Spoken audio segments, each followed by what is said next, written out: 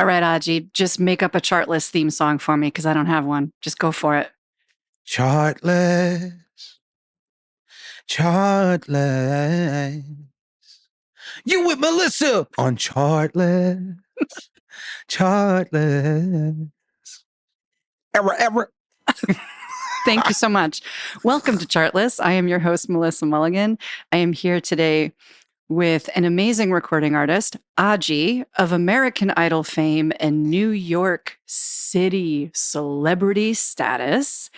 And I'm very excited because I've also asked his manager, Tanvir Haider, to join us as well. Welcome, Tan. Welcome, Ajii. Thank you for being here. Aw, that was an amazing introduction. Thank you, Melissa. Thank you. Yeah.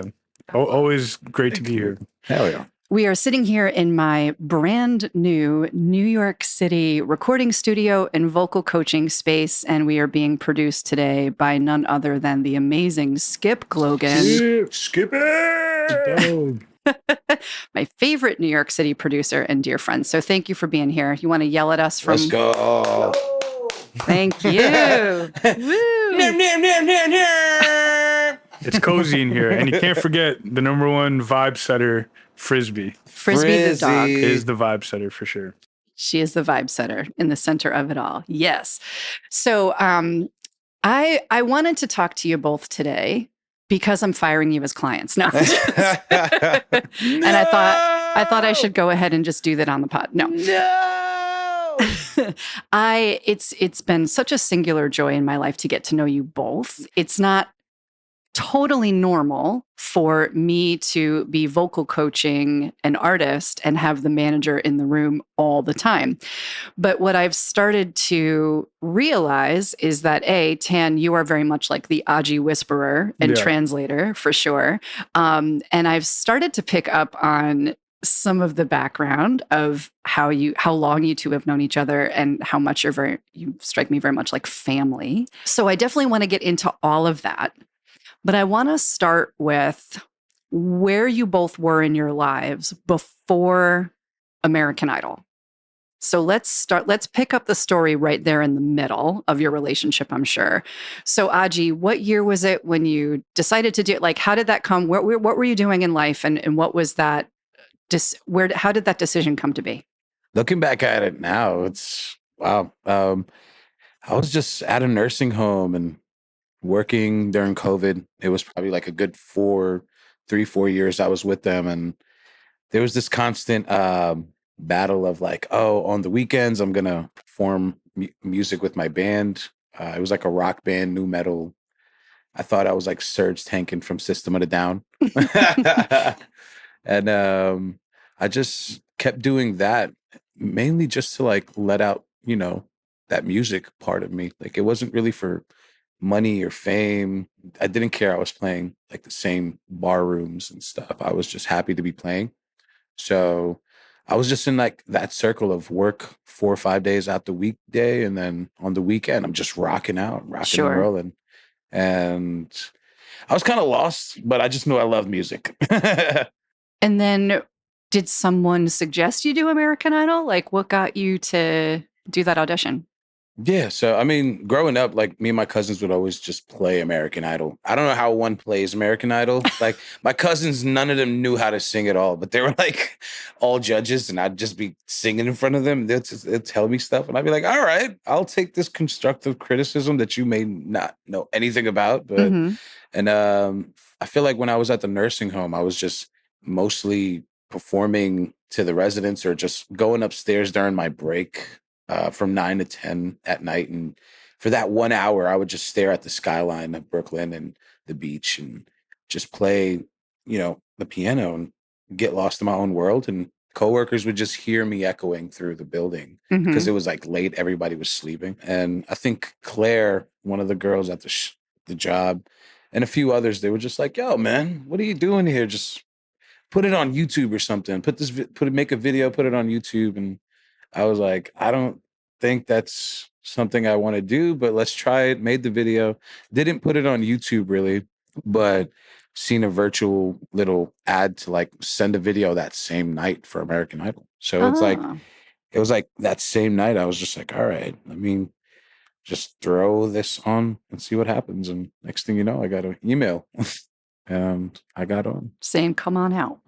Yeah. Yeah. What year was this that you submitted for American Idol? Was it 2024? 23, and I submitted around August, September. September. Okay, cool. Yeah. So like just about 2 years ago Yeah. from right now. And Tan, what were you doing? Where were you working? Like, what was life like? Yeah, that was a whole different life, I think. I feel like while this was happening, I was like on another continent, you know, just living a completely different life. So my background is very corporate education focused. You know, I went to school for finance, graduated, worked in the finance industry. I hated it. I didn't like that the career path was very, you know, defined. You kind of just had to like stay in your lane. I didn't like the culture. It was very buttoned up. And then I transitioned to the fashion industry, which I love. I was a financial planner there, so it was a perfect balance of like, you know, having that financial background and you know, taking a lot of that, but then applying it to an industry that was creative where I got to work with people who, you know, had a much different culture. Just like the team, the people, it was an amazing experience. And then, you know, I got to a point in my career where I was just like, cool, like I felt a bit plateaued and I was like, okay, I need to level up. How can I level up? How can I advance my career for better opportunities? And decide, okay, I'm going to go to business school. Mhm. But it wasn't just like any business school. I went to school in Europe. So I moved to Spain. I went to IE Business School. And then I lived there for 3 years, lived there through COVID, graduated. I worked there, traveled all throughout Europe. And then towards the last 6 months, I moved to Amsterdam, which was awesome. And then I moved back to New York towards the end of 2022. And, you know, I was still like figuring out, okay, like career wise, what I want to do. And I was working for, I was an operations manager for a sportswear retailer. And yeah, so that's basically what I was doing. And then, you know, Ajii calls me one night at like, I think it was like 2 in the morning or like 3 in the morning. But the thing is, like at that point in my life, it was like very like structured. It was like, all right, like, you know, I had like this time box where it's like, you know, I was in bed by like 10, you know, wake up at 5, whatever, like 6, go to the gym, whatever. So he called me at like 2 and I was like, bro, I'm sure the email is real, but like, let's talk about it in the morning. Yeah, I knew Tan, like, I knew I was like blowing up his phone. I knew he was gonna like not answer the first ring, so I called him like 2 more times. And I'm a light sleeper, and it was on like sleep mode, and somehow like the call, I think like if you call twice, it just like goes through like the silent mode. Sure, because iPhones are programmed to recognize when it's an emergency, like someone has died or someone has made it onto American Idol. There you Either go. way, the Yeah, iPhone knows. exactly. Yeah. For real. But yeah, so that's what I was up to before that. Amazing. Okay. So then you get the golden ticket, you go out to LA, you're on the show, you do well. There's fan sites dedicated to you. There's Reddit threads about like, how could Ajii be gone and not be the winner? Like, there, you know, you have this whole experience. So I got to know, like, what was the best part of that for you? We're going to do the best and the worst, right? Because we want to know all of it. So talk to us about some of the best things. What were like the best things that you learned, best people that you met? Like, why are you glad you did it?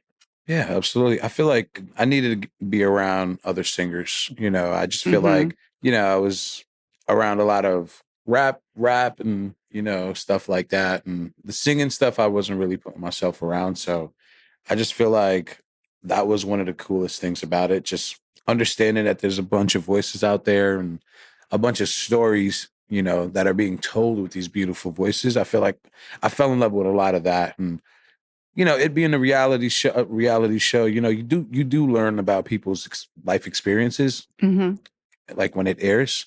But I think behind the scenes, when I was just, you know, I would run up on everybody like, yo, let me hear your songs. You know, I got some for you too. And I think hearing people's stories through the music made a lot of it connect for me, where I was just like, all right, you know, there's this preconceived notion like, you know, the show is a little too reality or like fixed and stuff, but everyone was a real person there, you know, and going through real things. And there was no like, you know, judging of, you know, character. And that's another thing I take seriously because, you know, it's just everyone, you know, it should be love. And especially in this industry, you can, get that bad side of it, but I didn't feel any of that there. I just felt like accepted I love that. for all my weirdness. And clearly you caught the bug that, the artistic virus of like, I need to do this now. Mm-hmm. Right? Because like before you were just singing for fun and working in the nursing home. And then after American Idol, you've just been like all in. Locked in, yeah. Locked in, right? Mm.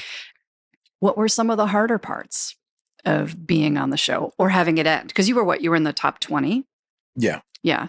And so, what were some of the not so great things, do you think? I think for me, people are comfortable to share some things. People are uncomfortable to share other things. And I feel like that should be more respected on any show or anything, that was one thing I felt like people didn't know what they wanted to share and what they didn't want to share. And then it created moments of like people kind of getting in their head or imposter syndrome or feeling like they overshared. And you would just see people like tearing kind of like in a way where it's like, it kind of hits a nerve for them or something, which I mean, at the end of the day, like everyone goes through trauma and stuff. And we're here to just tell our story so someone else can hear it and not feel alone. Yeah. That's really interesting, Ajii. I get what you're saying. And I've heard this from other people who've been on TV or who've had opportunities a lot, which is like, it's hard in the moment. You don't have media training, and so it's hard in the moment to figure out like, am I sharing this because I genuinely want to share this with the universe and maybe potentially help someone? Or am I sharing it because it's part of the strategy to do well and make great TV? Yeah, exactly. That was actually one of the things that I was telling him. I was like there were certain things that I was like, yo, we got to like let the world know about this. But he was like, no, I don't feel comfortable sharing it. And I was like, I promise you, if you do it, like you will make it to this round. So it was part of the strategy, like, and I was very like aware of that early on that like, this is just a reality TV show. It's entertainment. They're not like necessarily the best singers. I mean, yeah, they are some of the best singers in the world, but when you really start ranking people of like placing top 5, whatever, like, I mean, no offense, but I think Aji's way better than some of the people in the top 5. You know what I mean? And like, not just vocally, but like from like an artistry of like what he has to offer, but it's just like other people just had stories and things that they were willing to tap into that I think he wasn't, that allowed them to move on a little bit further. And and then there's also other things about demographic as far as like who the audience is that's watching it. It's a very particular demographic. And, after a certain point, it was just like, cool. All the contestants they look exactly the same. They're a certain color, a certain race, a certain religion. And like, it just is what it is. And you're just not that. And America votes. So there was a point of that as well, which is like, you can't really fight it. And also, what I always tell my artists is winning a reality TV game show is not necessary. It doesn't have to be on your roadmap to building your audience and making great music. And you know what I mean? Absolutely. Like, a lot of artists get really like, oh, it's fixed and I'll never win. And I'm like, yeah, but winning is not really like a great contract. Mm-hmm. You know what I mean? No, like winning is not necessary. Like winning a reality TV game show, it's not necessarily what I would recommend you focus on. Yeah, right? absolutely. I feel like for me, it was just this. For me, I'll tell you right now, I did want to win, but not because of winning. I just needed that that Ajii, like you can, put down the security uniform and chase this thing now. And I think that's what I inevitably learned from it. So, Tan, where were you during the taping and when Ajii was out in LA for the show? I was in the room. Yeah, he was there for the whole time. Yeah. Okay, so when Ajii's like, I'm going out, were you like, that's it, I'm your manager, like I'm going all in with you? It wasn't like that. It kind of happened organically. When we were kids, his first ever performance on stage, like the first few actually, I helped manage to book those. Like the first one was at my college It was a talent show. Mhm. Baruch's Got Talent. I think it was like 2014 Oh my or God. Do 2013. not drop If this, you guys want to Melissa. No, laugh, go no, on YouTube and type no, you're in not. Skip. Do Baruch's not Got pull it up. Talent, Skip. AJAY. No, It's no. mad. It's My life is hilarious. over. My Pete life is Davidson over. was hosting before he was dating all these women and got famous. I had a bowl But cut. I didn't yeah, go it's to a hilarious. barber around But then. I just remember like growing up, as teenagers, we would just be in the car. Like we would just like not listen to the radio. I was like, yo, sing this song. All right, now sing this song. Just like be like a live jukebox and we just like drive around town. But I was like, okay, cool. You got to enter this talent show. And then I went to the music director of my school and they were like, yeah, we can't because he's not a student. So I had a friend Yeah. named Dez, and Dez was like mega talented. He could just like hear something and play on the piano. And I was like, cool. Like now you guys are a duo. Now, like Dez goes to this college. You guys are a duo. Now he could be in the talent show. And that was his first performance. And then since then, just like performed NYU, Columbia, a bunch of different universities and shows. And then at one point I was like, all right, you should audition. And it was The Voice, right? It was The Yeah, Voice. it was The Voice. I remember like I was like we 16. were fasting. I had to go as his like guardian because I was like 18 at the time and he was like 15. Yeah. So I went as his guardian because we were fasting. It was Ramadan. we were fasting. I remember. remember it's like summertime, Hey. Javits Center, waited all day and like, yeah, we went into the room. We actually cut the line. We actually we were just like crazy. so like sweaty and hot from traveling to the Javits, and it was so hot that day. It was so hot. Yeah, it was in the summer. And there was like a mob of people standing outside. And we're like two little kids just cutting through everybody. Yeah, it was like tens of thousands of people. And then at one point they closed the doors saying, all right, everybody that's outside, come back tomorrow for day 2, So thankfully we got in but yeah, so that's kind of funny. like some of my early involvement. And then, when this opportunity came again, I was like, all right, like let's do it, like let's go after it. And I just remember, in the beginning, a lot of it was like, he would like send me texts, be like, how do I respond to this? How do I write this email? Like, how do I do this? And I was just like, I was doing it, and now he's like, he has it all figured out. So there has been a big, like, character development, I would say. But yeah, so it was just kind of like that. And, like, I went to LA, like on my own dime for the auditions. I mean, the questions you asked him, it's funny because like I have like a front row seat to all of this. Yeah.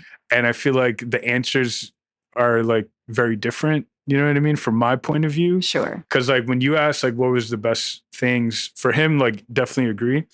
For me, it was just, just being surrounded by so many great musical talent and just the network of the people that you meet, kind of understanding the business. But then like when you go to like, what was kind of the negative side of it, which is like so interesting. I thought about this and I'm like, you know what? This is probably the only, like one of the only ways that you take a nobody and then they like become an overnight celebrity and they get like all like millions of people watching them. And then just like that, their DMs are blowing up, their following grows, all these things. And, and it all happens in like 6 months, right? Maybe less. And then you become this thing and then they blow you up. And then it's like, what's next? And like a lot of these people, a lot of these kids, like number one, it really gets to them. It does impact them. And I've seen it with him too. Like, whereas like there were like certain rooms and meetings with lawyers where he was just like super intimidated and it kind of like messed with him in the head. And he was just like, yeah, I don't know if I want to do this, blah, blah, blah. Like just, it really does mess with people because it's like you go from being a nobody to a somebody. And then very quickly, you can go right back to being a nobody. You go right back to being a nobody all over again because now American Idols or any of these shows, right? They've moved on to the next season. Exactly. They like put you up on this pedestal for 6 months and then they pull the rug from under you. And then it's like, what do you do now? Yeah. I always, I've worked with so many artists that have been on these shows, won these shows. I've worked with people prepping them for their auditions and I've worked with so many people after, just like you. And if I'm working with an artist and they are writing, recording, releasing, they know who they are, they're building an audience, they're in the middle of their roadmap, and they get an opportunity to go on one of these shows, I don't worry about them so much because they don't have the fantasy of, I'm going to blow up and then my life's going to be different forever. They understand it's like a 6-month commitment. They know what they want to get out of it, which is networking, relationships, experience, figuring out more of who they are as an artist, and hopefully a bump in their fan base.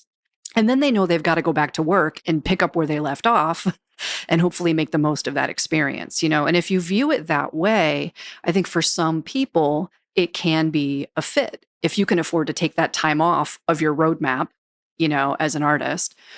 But I do worry about the artists who are sort of plucked from obscurity for that reason. You know what I mean? But for me, what I see with you, with both of you really, is that it gave you the fire and the passion and the confidence that like, yes, this is aligned with my purpose and who I am and what I want to do. And I think maybe not a negative, but a difference between a reality TV singing competition and the real world is part of what we've been working on in voice lessons. Absolutely. Right? So like what they're looking for in the show is for you to very quickly belt, riff, show off. Yeah. You know what I mean? Absolutely. And then you're here with me and I'm like, why are you yelling at me? For real. To this day. Oh, definitely. Nah, but yeah, that's the truth. I feel like, on the show, I feel like, if someone like me that's going there with no sort of vocal training and kind of trying to, learn things, you're not going to learn as much as you think you can, because there's so many things you got to unlearn first. And that's like one of the first things you told me in our vocal lessons. Didn't you tell me that one of the coaches on the show said something like that to you? Like, she was like, we don't want to futz with what you're doing now because we don't have enough time to like unlearn and relearn. So yeah, definitely. So what are some of the biggest things that you've learned so far in vocal training that you feel like are sticking with you? Definitely trusting my voice more. Once I do the things that you've taught me, like, my warm-ups and breathing and things like that, I've just been trusting my voice more. Even like, it's like, in basketball, when you chuck a shot, you're not really putting that much effort into like the chuck. Just and then you walk away in before it hits the basket because you know it's going in. It's going in. That's what I've been feeling, That's how it's been feeling. I love that. Oh, because of me. Because of you, girl. Yeah. And for me, like, as far as what I've learned, I would say that, I mean, the thing is like, you haven't just taught, even myself, like I've learned so much about music and vocals and melodies and things like that, but also, a lot of advice on like how to approach this as a career, as a profession, which, influenced. It influences how I look at the business as well. Yeah. And I think a lot of it is that, like, especially for someone like Ajii, who's just like, he naturally just has it in him. You know what I mean? Like, but I think that's great.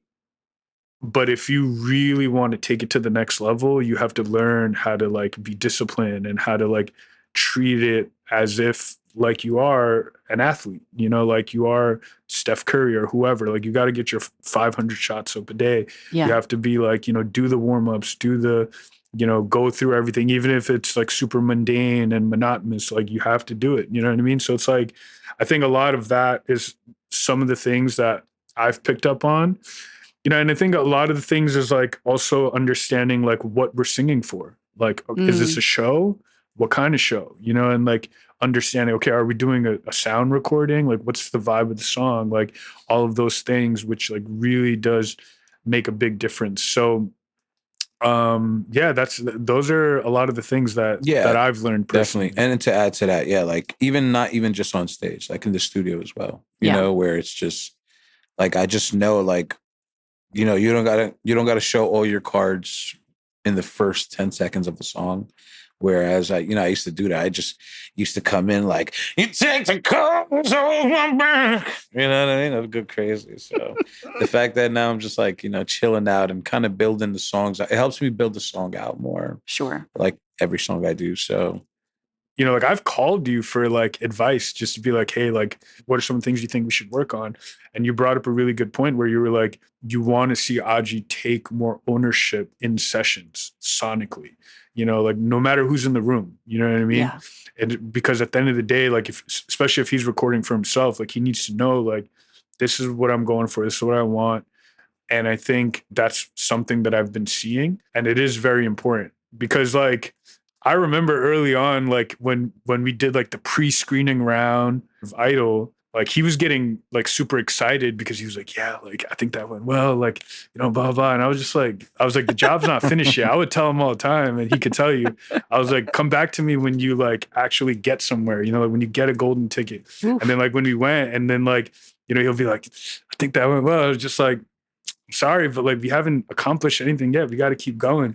He was nicer about it. You're making yourself sound like Joe Jackson. No, it's not like that. But it was just like, but like you know, I just wanted him to know that like no matter what, like you could have like, you know, you could have like multiple Grammys or whatever. Like I will always be telling you the job's not finished, you know, because it's like I will always be telling you it's not good enough. not that it's not good enough.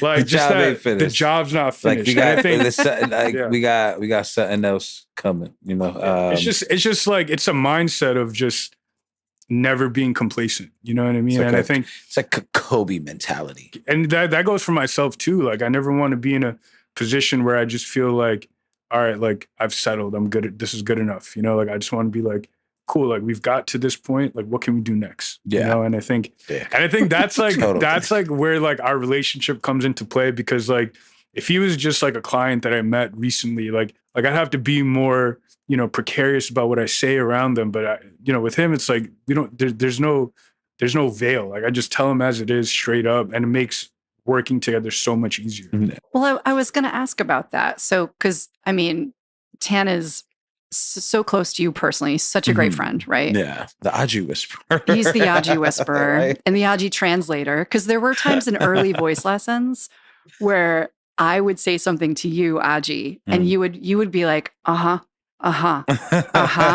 Tan would be like, yo, she means like, don't do that grit thing. And you would be like, oh, okay. Then I'd comprehend, like, oh, hi. And then I'd see the light bulb go on. That's so funny. You know, you're just getting to know each other. And so there'd be times where, you know, we'd be trying to work something out. And then Tan would be like, I think that what Ajii's doing is this. And what you're trying to tell him is that. Is that true? Yes, Tan. Thank you very much. Okay, now we're locked in. Yeah, now we locked in. Exactly. So but I pick up on a bit of tough love now and then, and a bit of, you know, most managers aren't like athletic coaches. You know, they're doing the business side, and they're kind of like, dude, do it or don't.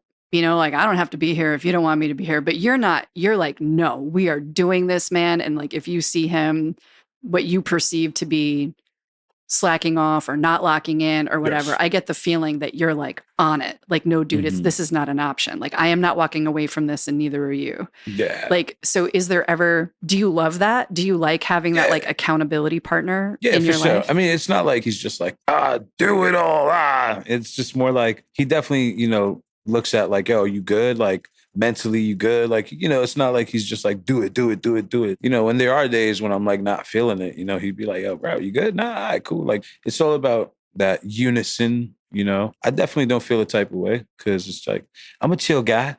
And I know. Sometimes I get too chill, you know, and I need to get. I think that's what I mean is like, you're so chill and Tan is so like, we need to move. Like we need to get stuff done. It's funny. I say it all the time where it's like, Ajii's the type of person where like, you know, he's very like, yeah, like it's going to happen, you know, like he just waits, not like waits for it, but he is like patient with things coming to him. Yes. And I'm the complete opposite. I'm like, we got to go out. We got to make it happen right now. Like, what are the next steps? Like, I'm going to go out and get it. And I think it's a good balance because sometimes when you have that, I'm going to go out and get it attitude all the time, I think you can sometimes rush things. So there's certain things that I've learned from him having like a more relaxed and patient type of mindset, which is as much as you want to go, the reality is you also have to be patient because this is a long game.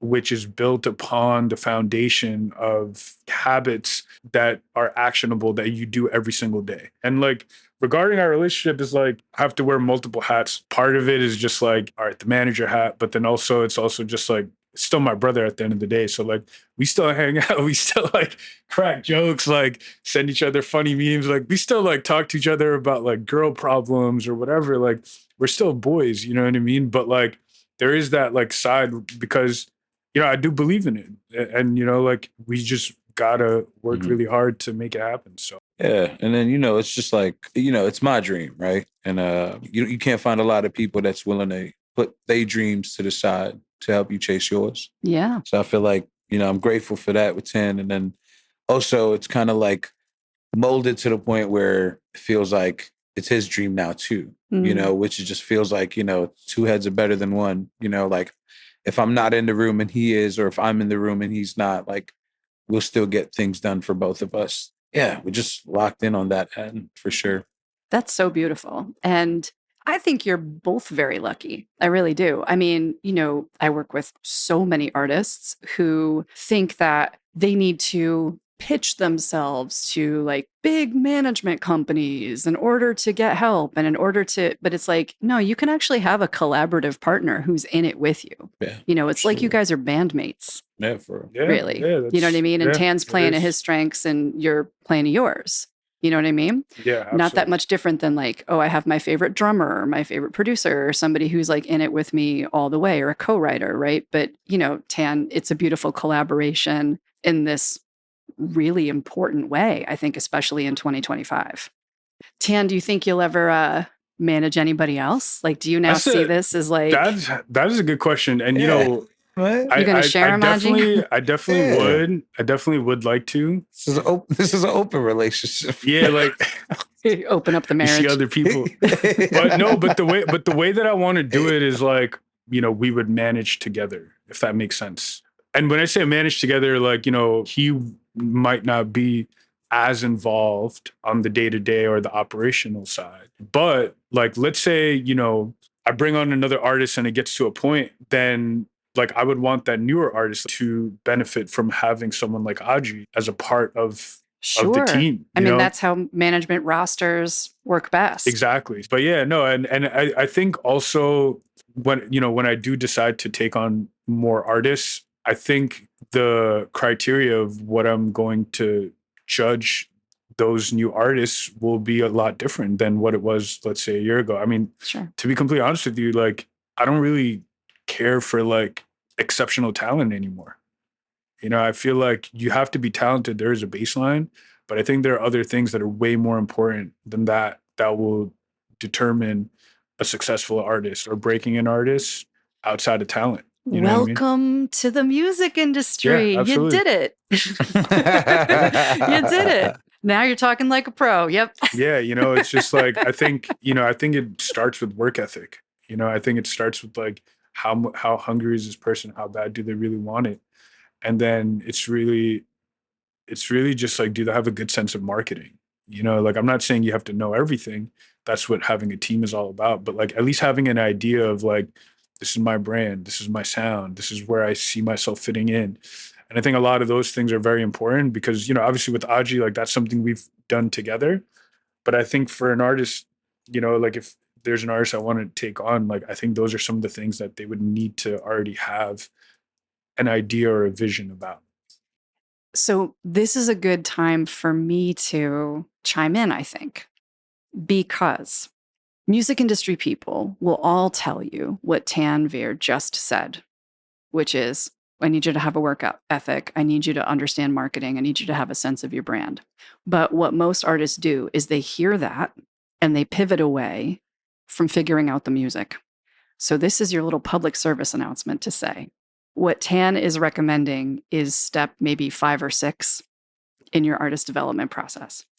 And that the first thing that I would want you to work out would be, what is your point of view as a songwriter? What is your sonic artist identity in your productions? Do you have the ability to write great songs, produce great demos, at least demos, if not fully functional recordings?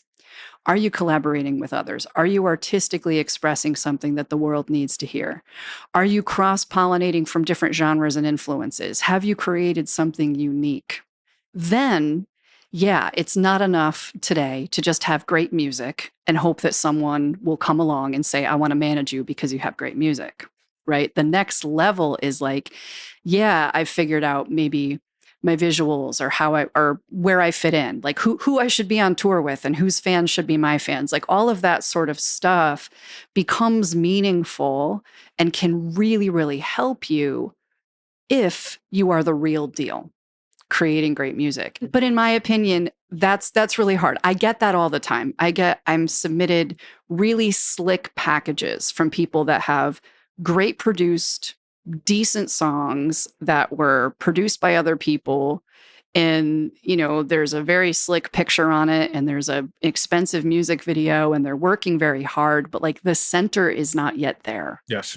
It's not yet developed. And that's where I live. Yeah. You No, know what I mean? 100%. Like, and so there's help for everybody, which is great, right? Because like I don't want to live in the space that you live. You know what I mean? Where it's Yes. like let's do the marketing and the branding and blah, blah, blah, blah. Right. Like I want to live in the let's make you an undeniable artist that people who love the marketing and the distribution side of things can really like help you do something with. Yeah, Does that make absolutely. sense? It's 100% true. It's like the sonic direction, your point of view as an artist is so important. And I think if the music is not authentic, it doesn't matter how you position or brand yourself. You know what I mean? Yeah. I think that's where it Absolutely. starts.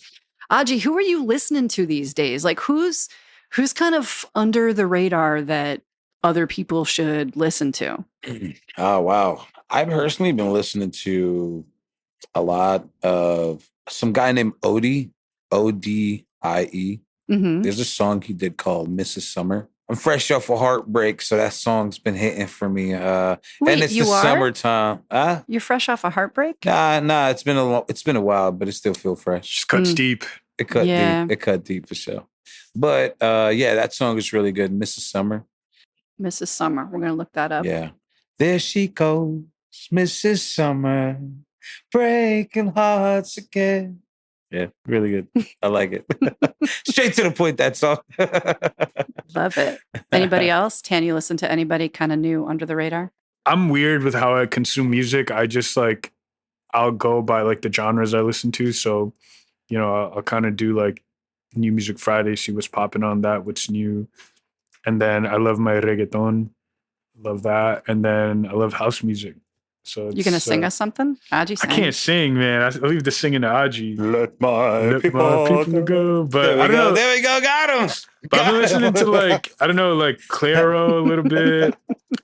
Laffy. You know who I was just about to Yeah, bring up Laffy Laffy. just dropped the EP. Laffy's I really like amazing. the sound. Yeah, Laffy, Odie. I've been listening to a lot of old stuff too, man. Just a lot of like wordless stuff. I feel like I've been writing a lot, so I just like sometimes I just like listening to like Jessie Murph, we're going to her concert. if there was a Chet Baker concert, I'd go. Did you say you listen to instrumental music and what do you like? Sing over it? Yeah, like Chet Baker stuff. Yeah. Coltrane, Naima, bro. Like I'd be just singing, humming Naima to myself. I love that. That's great. Yeah, and some Drowning Pool. All of that. All of that. What about you, Melissa? What are you listening to these days? I have the distinct honor of, if I don't want to, I don't have to listen to anybody I don't know personally. And that is so cool. Fire. That is so cool. Yeah. In that, like, I have playlists on my phone of collections from like, if I travel to Nashville and we do a showcase and like a bunch of artists come from around the world, I'll put a playlist together like I did for our show. Right. So I have that. I have one that I've tried to keep going over the last year as mastermind community members drop new music. And I mean, like, I have like probably thousands of hours of music that I could listen to on any given day from people I know. That's awesome. So I kind of tend to do that.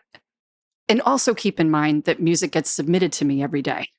So every day for work, I'm hearing new music from around the world from a lot of people that no one has ever heard of before. But if I am alone, like going for a walk through the city and I want to put music on, I will almost always just be like, who do I know that I haven't listened to yet? You know what I mean? Like, which of my friends, which of my mastermind, like community, who am I connected to that like has new stuff out that I have not heard because I've been busy? And that's usually what I do. You know, It's like your own version of New Music Friday. I love and that. it makes me feel so grounded and grateful and not lonely. You know, it's like It's amazing, my yeah. friends are in my AirPods, you know, Wow. Yeah, it's every really day. cool. One of the ones that really, there's a few that have just really impacted me lately. Someone Else in Jesus by my friend and former vocal client, Ricky Manning. Yes. Great song. Such a great song. And has had such a great moment for him, which has been great to see. Also, a recent collab that Skip from Almost July did with his writing partner Oakland from Scotland. It's a track called Older, and that one just like, I don't know, it just gets me. It breaks me wide open. Probably because I, know them and love them both personally, but I love that song. Like, I love that song. Love it. I think it really should cool. be in movies and, That's awesome. movies where people are driving down the 405 late at night with their hands out the window, like I love waving. that. Like, yeah, that's one of those. Wow. I'm about to check that out. It's a good one. That's a good one. So, yeah, those are some of my favorites off the top of my head. Listening to my friends on walks in New York City. All right, my friends, Ajii, Is there like a Tanvir. closing thing? Ajii's gonna sing us out. Okay. It's chartless. It's chartless. With Melissa, it's chartless. Thanks, friends. Nice.